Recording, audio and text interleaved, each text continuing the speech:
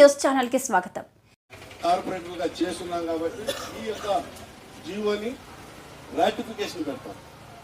ముఖ్యమంత్రి చంద్రబాబు నాయుడు గారిని మేము ఒకే ఒక విషయాన్ని కోరుతా ఉన్నా, నేను ఎన్నికలకు ముందు ఏదైతే చెప్పాడో చెప్పిన దాన్ని అమలు చేయమని మాత్రమే కోరుతా ఉన్నా.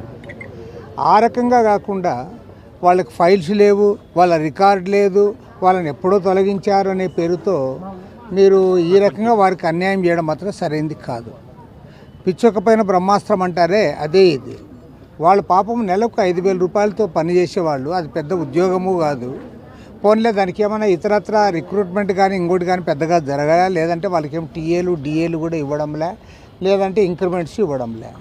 వాళ్ళు పర్మనెంట్ ఉద్యోగులు కూడా కాదు. వాళ్ళు ఏదో కింది స్థాయిలో పని చేసుకున్న వాళ్ళపైన మీరు కక్ష సాధింపు ధోరణితో ఈ రకంగా చేయడాన్ని మాత్రం తీవ్రంగా తప్పుపడతా ఉన్నాం.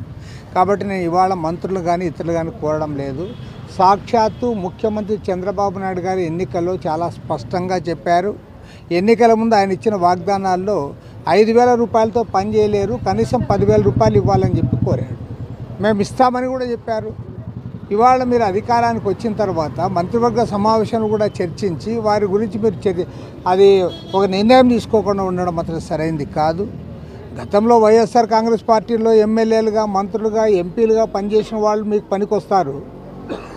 అదే కింది స్థాయిలో ఏదో చిన్న జాబ్ చేసే వాళ్ళకి మాత్రం వాళ్ళలో మీకు జగన్మోహన్ రెడ్డి కనపడతాడంటే అది ఏ రకంగా కూడా సమంజసం కాదు.